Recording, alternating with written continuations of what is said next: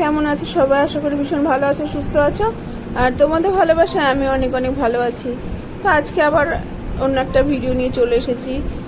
ভিডিওটা হলো আমার কাকুর মেয়ের আজকে জন্মদিন ছিল, তো সেই কারণে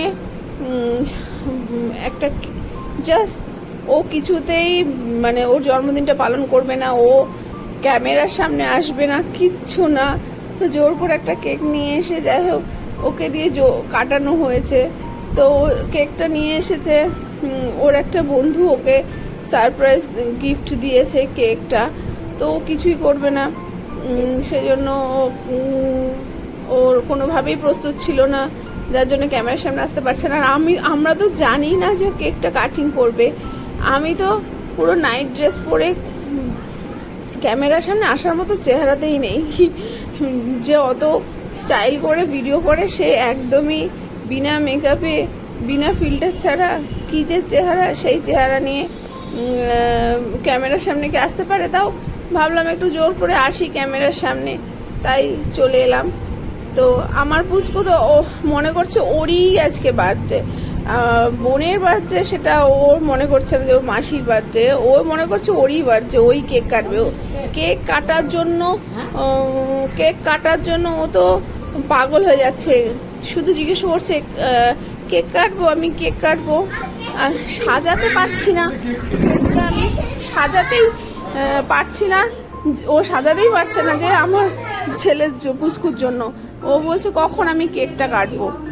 তো ওর তো প্রথমে মোমবাতি যে জ্বালিয়েছে আর সঙ্গে সঙ্গে আমার পুচকুই ফুদিয়ে নিবি দিয়েছে, ও ভাবে কি পুচকুই নিবি দিয়েছে। তো যাই হোক, কিছুতেই তো বোনকে কেক কাটতে দেবে না। শেষ পর্যন্ত আমি আবার বলে দিলাম যে তুমি মাসির হাত ধরে তা দুজনে মিলে কেকটা কাটো, মাসিমণির আজকে বার্থডে, তো তুমি মাসিমণির হাতটা ধরে কেকটা কেটে দাও। তবে ও কোনো মতে রাজি হয়েছে, হওয়ার পরে বোনকে কেকটা কাটতে দিয়েছে। তা এই যে আবার দ্বিতীয়বার মোমবাতিটা জ্বালানো হচ্ছে, তো সেই মোমবাতিটাও কি করে নেভাবে সে চেষ্টা চালাচ্ছে। তো সবাই মিলে মোটামুটি বোঝানোর পরে যাই হোক দ্বিতীয়বার আর মোমবাতিটা ও নেভায়নি। তো বুঝেছে ব্যাপারটা যে এবার আর নেভানো যাবে না, বারবার নেভাচ্ছি, এবার আর নেভানো যাবে না, সেটা ও বুঝেছে। সেজন্য দ্বিতীয়বার আর ও মোমবাতিটা নেভায়নি। যাই হোক, এবার কাকুর মেয়ে তো কিছুতেই আসবে না ক্যামেরার সামনে, জোর করে নিয়ে আসা হয়েছে। না আমরা রেডি না, ও রেডি। জাস্ট একটা কেক ওর ফ্রেন্ড গিফট করেছে, সেইটা ও জাস্ট আমাদের বলার জন্য কাটিং করেছে, না হলে তো এমনি কেটে সবাইকে দিয়ে দিচ্ছিল। আমরা বললাম তুই একটু কাট, আমরা একটু ভিডিও করি, তাহলে একটা টপিক পাওয়া যাবে ভিডিওর। যাই হোক, শেষ পর্যন্ত হ্যাপি বার্থডে হলো।